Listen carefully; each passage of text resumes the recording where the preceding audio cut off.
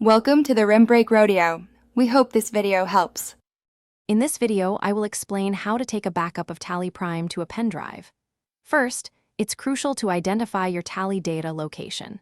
This path is usually displayed on the Company Data Path screen within Tally Prime. Make sure your pendrive is connected and has enough free space, as Tally data can sometimes be quite large, potentially several gigabytes. This initial step ensures a smooth and successful backup operation. Once your pendrive is ready, open Tally Prime. From the main gateway, press Alt+K or navigate to the Company Data menu. Here, you will find the Backup option. Clicking this will open a screen listing all your Tally companies.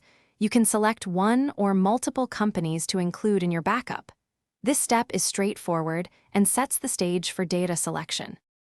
Now, carefully select the companies you want to backup. You can choose all or just a few. After selecting your companies, the next critical step is to specify the destination path. This is where your pendrive comes in. Browse to your pendrive's drive letter, for example, E or F, and select it as the target. Double-check your selections to ensure accuracy before moving forward. With your companies selected and the pendrive destination set, simply press Enter or click Accept to initiate the backup. Tally Prime will then copy the data.